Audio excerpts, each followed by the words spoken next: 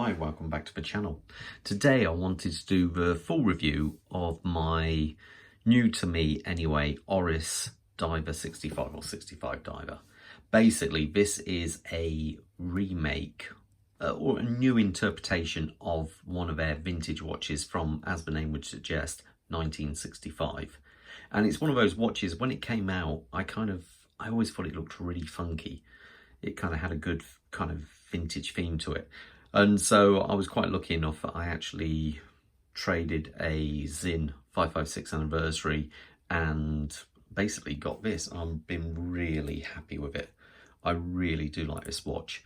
Let me give you some specs just before we start. So the actual case size is 40mm. It's got 40mm on the case size. Thickness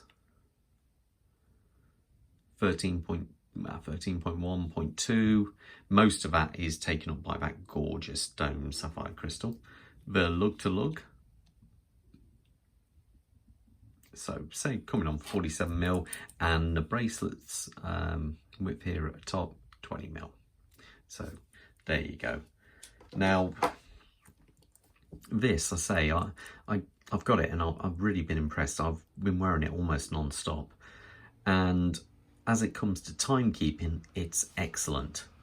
Basically, I think over a period of just coming on for a week, it actually only gained 2 seconds.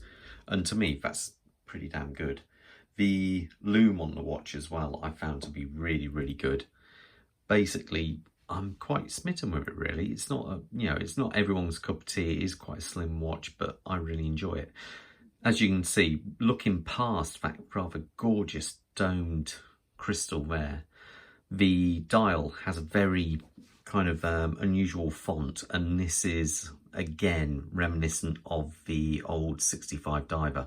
In fact, it gives a kind of, because of its dome crystal and the sort of like distortion it gives, it almost looks like the dial, what's the best way of putting it, sort of like curves in on itself at the ends, but I don't believe it does anyway. But the hands, really nice, good looking hands on there, almost like a ladder style really. Minute track goes all the way around, and what's quite nice here is the date at the 6 o'clock. I like this because it gives you a rather symmetrical feel to the dial.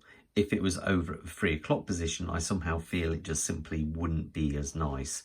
I like the fact that it's got the black on the date window as well, in that way it doesn't stand out too much. It's easily missed at a glance, and I like that. Sometimes I want to watch with a date, but I don't want it to really stand out too much. So that I do really like. The actual, I say, the hands, if I get in closer, you can see the hands are nicely polished. We have this unusual font around the side. When it comes to actually setting the watch on this, if you're anything like me, you'd like to really, kind of make sure it's nailed exactly on the minute. You can't really rely on this minute track, not quite as much the inner minute track. So this is where the bezel really does work well, because obviously you've got minute markers all the way around, and the bezel does line up properly. This isn't a mid-price Seiko or anything like that. The actual bezel action, I've heard some reviewers say they're not really impressed with the bezel action, but I actually think it's quite nice. But yes, there is a little bit of back play, but overall it feels light, positive. It's got an even sound as it goes round. Some, I find, it's kind of every second click just somehow doesn't feel as good, but this one I like. Lines up perfectly. It's just a very nice, light, positive feel.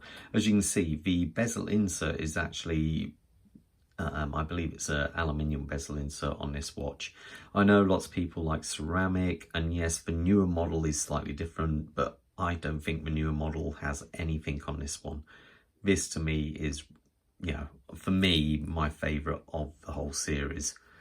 Now, as we come out, the case design here, we have sort of like this brushwork here coming round. Very simple watch. The case, that is, just very simple looking all the way around there, just polished sides, and I think it's yeah, it just really works. We do have a signed crown, and yes, it is a screw down crown. Winding this watch, nice and easy. This is, after all, a Sellita SW200 movement in there. And as we come to the back of the watch, you can see we just have a signed screw down case back, Oris logo on there, indicates that it is a sapphire crystal on the front, water resistant to only 100 meters. Now, one thing I would say is, as you come out here, you can see the bracelet. We've got this kind of, let me see if that will zoom in there. There we go.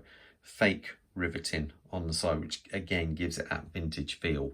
Now, it has got an incredibly, a really tapering bracelet. If I measure this down here,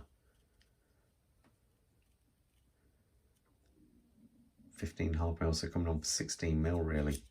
And that is, let me zoom out here, you get a better feeling for it.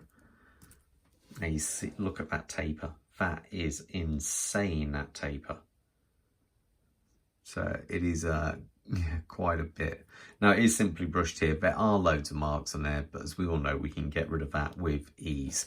We do have a very simple clasp with micro adjustment, so it is nice and simple, but very positive. And again, double pushers, and you do have to press both for it to disengage, so you can't accidentally do this. Now, you can get this watch also on a rubber strap. I've tried it on a variation of straps. I'll drop in a couple probably in this video now, and you'll get to see the different type. But what drew me to this one especially was that it was on the bracelet. I'm always a sucker for when they actually come on the bracelet, even though quite often I'll then change and put it onto a rubber strap or a leather strap, whatever. But overall, I say this watch I've just been super impressed with. It's a nice, light, it goes on the wrist and you forget it's there. It just feels like an old pair of shoes. That kind of thing, it just feels right. If if we look at the vintage feel to this and actually place it next to a vintage watch, then it gives you an idea. They kind of have that same kind of look to them. Obviously this here is a red sub, but it's got a kind of vintagey feel to it. But one thing I do appreciate on this one versus the older vintage model of this would have been the, like you see here, that top hat crystal is acrylic. And if you knock that against a wall or door, you'll crack it or put a big chunk in it. Where this being sapphire is just so much better. That distortion is fantastic. Let me give you a quick shot of the lume, just while I've got a flashlight here.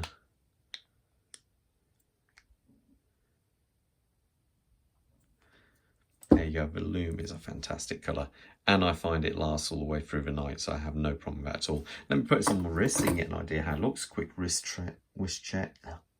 check, should I say. I'm wearing an Oris Morgan C-Star 60. I believe they're now sold out. This one I'm wearing on a Barton aftermarket rubber strap. It's covered in dust. Covered in dust at work today. So, give you an idea of size as well. So, put this one on, and there you go.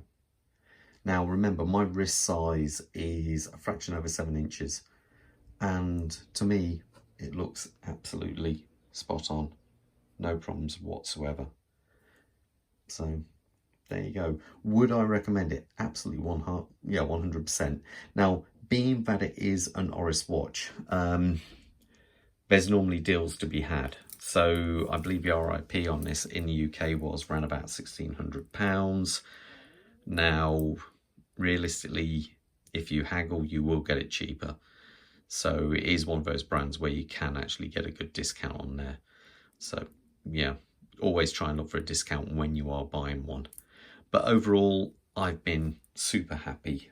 I think it's a really good sort of like, I know a lot of Zim fans will think I'm mad trading in a 556, but I've got a couple of them and I prefer the 556A over the anniversary. So I still have that, and I have this now. And as we all know, being watch geeks, we all like change. So anyway, hope you like the review, and I'll see you next the next review. Stay safe out there, guys. All the best. Bye.